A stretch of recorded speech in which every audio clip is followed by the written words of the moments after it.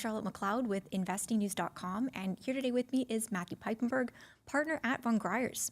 Thank you so much for being here. Great to have you back once again. It's great to be back. Thanks for having me again. Yeah. Of course, of course. And we're here at VRIC, and it's a great time to be talking about what's going on in the precious metals market. We've got a lot to get into.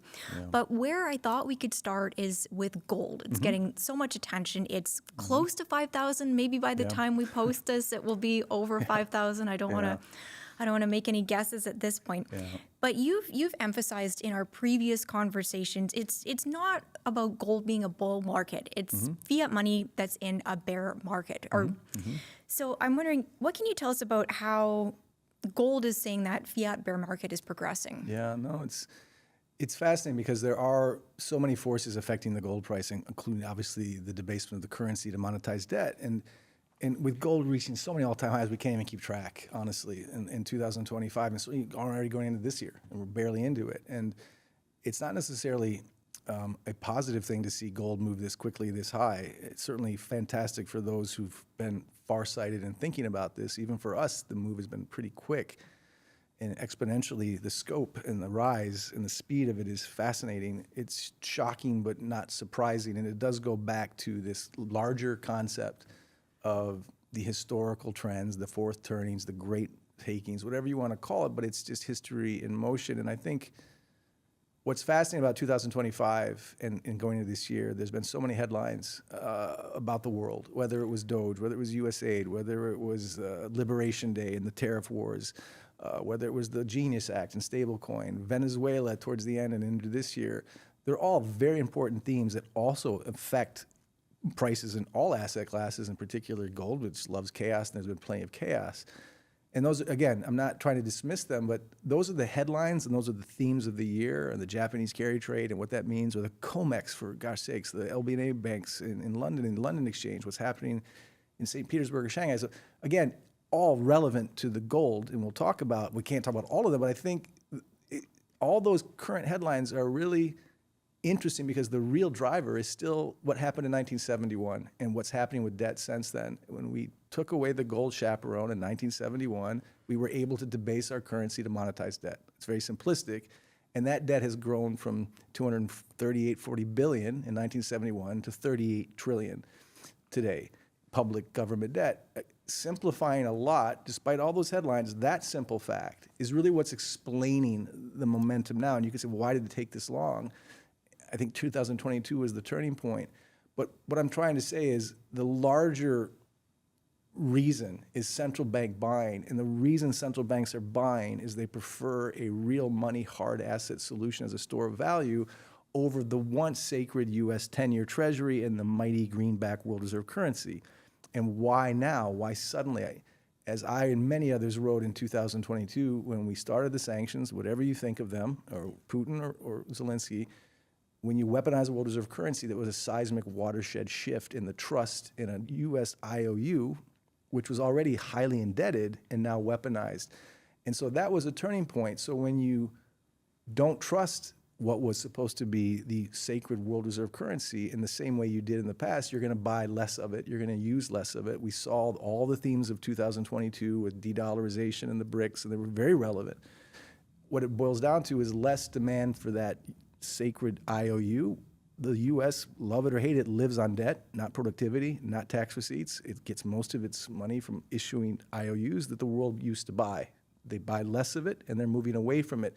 That explains the gold price really in detail. It's a lot of nuances, but when the world saw 2022 weaponization, world reserve asset, they simply stopped buying the U.S. Treasury in the same way, and they tripled their purchases of gold. Central banks are buying over 1,000 tons, 1,100 tons. So that's a key driver. What's also happening now is because of U.S. debt, there's 25% of Uncle Sam's IOUs mature this year at 3.75% Fed funds rate or rates. That's expensive.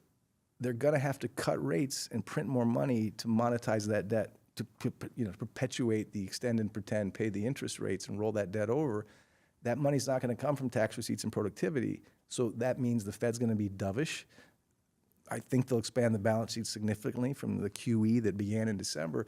So when you expand the balance sheet, expand credit, expand the money supply, you debase the currency, gold rises, as does silver. So that's my answer. Lots of things, stablecoin, Doge, USA, debt, tariffs, distrust, very important. The Genius Act, very important. But again, it still comes back to the fundamental underlying problem that's been there for decades. And it's funny, I was talking to Ronnie Sturflo this morning, and we're all in the space. Every week, month, year, we're trying to come up with a new story, but it still comes back to the original story.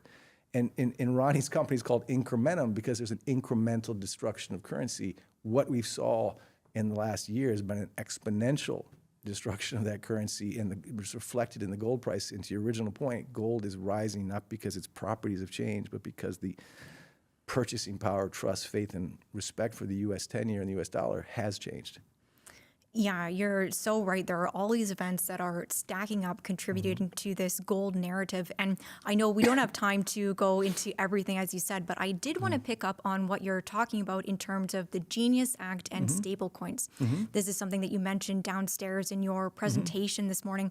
And I think that one is important to pull on just because the headlines go by so fast, people forget them. But this seems really important. So can you unpack that? Yeah, there's so many headlines, and it's so hard to just find the lighthouse in the fog.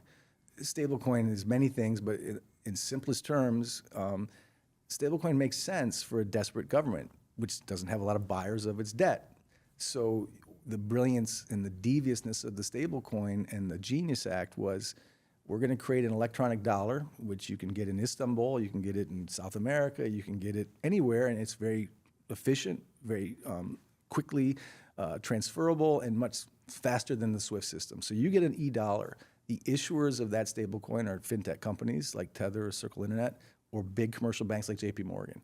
And it's a very smart way of creating demand for the dollar, which is otherwise unloved, and demand for the U.S. Treasury, which is otherwise distrusted. Because there is a need around the world to have those dollars in an efficient form. What is hiding behind the surface of this efficiency and transparency and speed is, well, the issuers of that stablecoin get your dollar, and then they invest in U.S. Treasuries, which is by law what they have to do. Well, you get the e-dollar, they get the Treasury yields because they've invested in Treasury. They get the yields, those are billions and billions of dollars. What is fascinating, and what I was trying to suggest, is really revealing the darker secret here, is the issuers of those stablecoins are taking their profits after selling the dollar story and the U.S. Treasury story. They're taking their profits and they're buying large amounts of gold. And again, it's watch what they do, not what they say. And I do understand the intelligence of it. It is brilliant in a sense to create more synthetic demand. With this e-dollar, it's still just a dollar. It's still just as debasable. It's not stable because it's tied to a treasury, can have huge moves. But it does create more demand, and it does create a direct source to U.S. Treasuries, which Uncle Sam needs desperately right now after weaponizing the dollar. But the irony is, again, the resources and the revenues of that are being put into real money. They're trying to sell paper currency or electronic currency as something viable. But what they're really doing with the profits is going to something they trust more than the dollar, which is crazy. And that's just one more thing for the audience to think about. There's so many things to think about, but it just proves there's a reason central bankers are stacking gold at record levels. There's a reason the BIS is making gold a tier 1 strategic asset. There's a reason Morgan Stanley's recommending 20% allocations. The bond king, Jeffrey Gundlach, says 25%. So it's still a small allocation. The world hasn't caught on, especially in the West, which is fine. But that's just more tailwinds from the retail side when that median allocation goes from 0.5% to 2%. That'll be a 4x increase in demand. So there are lots of tailwinds for gold. And I want to repeat, though, and say again, that doesn't mean gold only goes up and to the right. And it doesn't mean that all of us on the gold camp say, don't worry, there's no risk. There's still momentary volatility. There's still retracements in the gold price. But the secular direction of gold, I can't find a strong case for how any paper currency is going to be superior to it. But that doesn't mean there won't be pullbacks, and that doesn't mean there isn't still volatility in the space. But we've been so used to the last year and the first month of this year just being so extraordinary that people are starting to worry if they've missed the boat. Yeah, I almost think that's the top question that is getting asked here at the conference. We've seen these huge moves in gold and silver, and people are Yeah. wondering, all right, is this the top, or how does it proceed from here? And of course, Mm-hmm. you're more interested in the wealth preservation angle, Right. but do you have any thoughts on pricing for gold and silver other than it will Yeah. go up and down? No, it's an absolutely fair question. In my career in Switzerland, obviously with clients all over the world, we get it asked every year. I remember when gold was at 1,600, people thought it was just a little too high. Gold at 1,800, gold at 24, 2,500. It's a fair question. When it broke the marginal line years back, am I overpaying? When it got to 3,300, am I overpaying? So again, it's a fair question. And the way to answer that is many. By the way, there's different answers for different people depending on what they're in. If they're speculators and they're looking to get in and out and make a trade and arbitrage, and that's very difficult to do. If they're wealth preservation thinkers and they have the fundamental understanding of why gold is a better store of value to save in over a long time, over long periods of time, generational legacy, fighting inflation better than the narrative of the dollar or the Australian, Canadian, American, whatever. On a technical side, even the technicals, which we really don't look at because our mentality isn't trade in, trade out. With silver, it's a little different we can talk about. But with gold, look, and this is something Michael Oliver's done great research on, and we track. There have been in my lifetime, and when I was still just out of diapers, but in 1979 to actually no, for gold it would have been 1976, where you have these technical bear troughs in gold. And then when it breaks, you track this bear trough to its bull high, the next bull high. The first one, 1976, there was an 8x move. And there was another one in 2001 where we had another 8x move. And from a bearish trough to a bull high, what we just saw in 2015 was the last bear trough. This is technical, but since from that period in 2015 when gold was at 1050 to end of last year at 4,500, that was only a 4x move, despite all the headlines.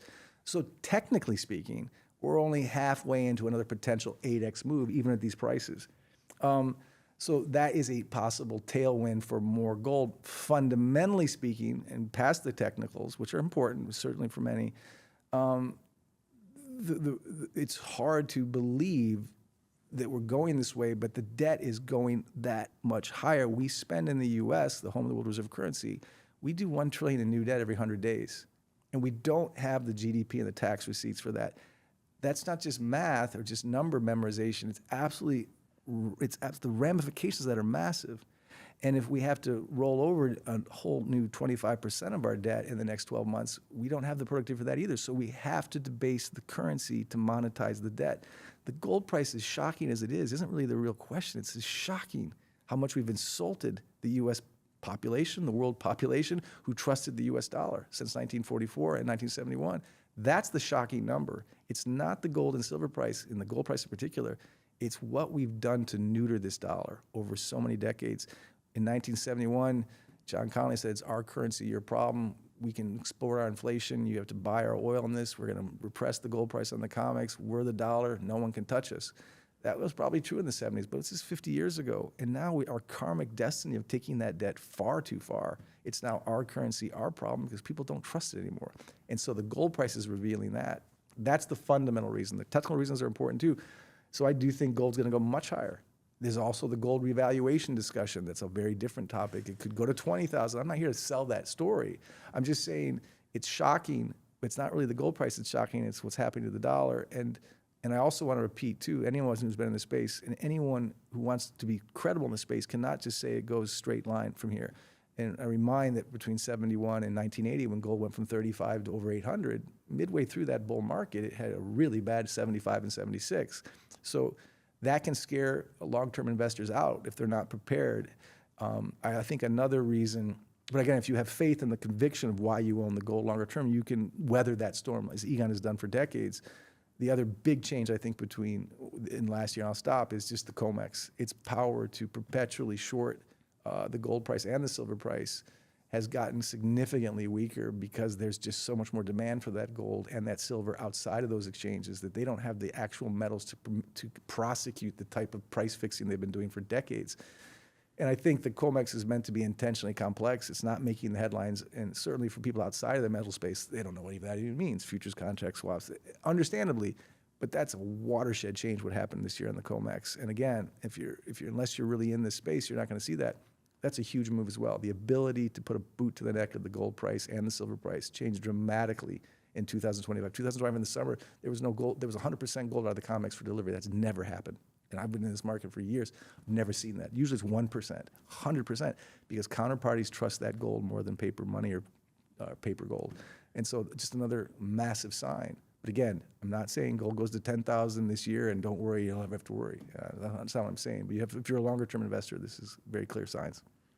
Great context as usual. And I think it gives us a good pathway to go over and talk about what is going on with silver, Sure. because it's had this huge breakout, especially in the last couple of months.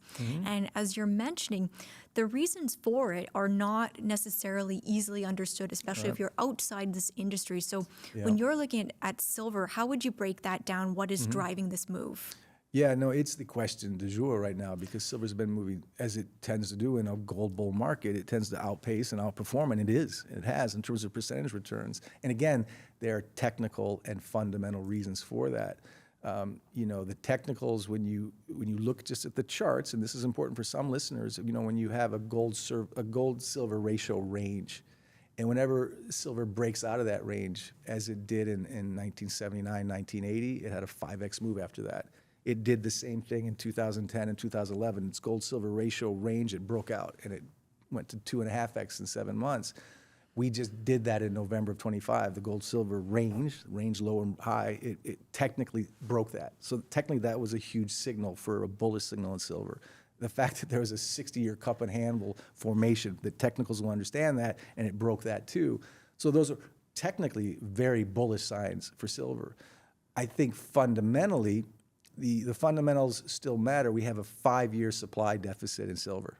Okay, we've had that for years. Why this year? We can talk about like silver rip this year, but I think that supply deficit matched with rising demand from AI, electric vehicles, solar, nuclear. There's been a perfect kind of peanut butter and jelly moment of really tight supply and extremely high demand. Those are another reasons fundamentally for this. And again, going back to the COMEX, the silver market in London seized in October. It just seized. They didn't have the metal to deliver. That was a sign that there's counterparty risk there, that the folks that used to churn and burn and lever on those markets wanted their silver. That tightened the supply even more. So the COMEX was not able to do its daily 8:30 a.m. short. People think that's exaggerated. No, that's what they do. It's what they do. And so the combination of those fundamentals, in particular the COMEX losing, the London Exchange and the COMEX losing its ability to legally and artificially suppress silver, helped get freer price discovery. So a lot of those factors come into play. And look, there's no doubt that silver, even if you look at things like in relation to the M2 money supply of 1980, we should be at $900 silver. I'm not saying that. I'm saying you could pick your data. That's crazy. But even inflation adjusted silver should be much higher than it is today. So there's a bull case for silver, of course. But I'll say, and believe me, my short answer is silver will go meaningfully higher. But silver is much more volatile. It's that speedboat next to the juggernaut. You have to look at this, as Egon says, it's not for widows and orphans. Its volatility is very strong. It could shake people out. You can trade it up and then trade it down and miss your exits. It is more of a trade than gold is in terms of its monetary metal. Gold is only a monetary metal. Silver is a monetary and industrial metal, but the demand on the industrial side is huge. The demand on the monetary side is getting larger, and the ability to fix that price on the COMEX is getting smaller. So those are good signs. But I see a secular much higher gold price than this. I'm not price targeting because we're measuring that in fiat, but 200-300 is not shocking. But on the way up, just remember, 1980, gold went from 50 and then down to 5 for a long time. I don't think we're in the 1980s anymore. I think the situation is very different. But for those who are, they call it the poor man's gold. It's the smart man's insurance. It's a way for more people to get into precious metals, but it is more volatile than gold. It is more of a mix of monetary and industrial, not pure monetary, so it's more volatile for that reason. But remember, if you're going to go in there, at some point you have to exit, and that's very hard to do.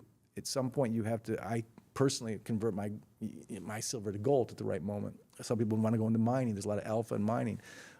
Again, don't just think that silver will track gold and outrun it and still keep going north. It can shake out a lot of investors on the way up. So you have to know why you're in it, and you have to know when to get out. It's not a price point, it's a ratio point. Gold silver ratio's gone to 30 and 11. Could it go tighter? Could it go? You have to pick your ratio. When did you buy? Did you buy when the ratio was at 80, at 100? Did you buy at 50, like today? So you can't give a single answer to any one particular investor. It all depends on how much return they've already have, how much they're satisfied with, how much risk they're willing to take. That's a very personal question, very personal. Yeah, I think it would be good to talk a little bit more about that because I'm seeing a lot of posts online right now because we've got silver at triple digits for the first time. Yeah. That seems to have been for a lot of people, all right, I'm going to sell at least some of it right now. That's what I've told myself. So anything further you would say on exit points for silver? Look, again, if you take your slug, if you've made a good profit and you sell at 100, if you bought at 20 and you sell at 100, you're not a fool, even if it goes to 300. Do you really have to feel bad?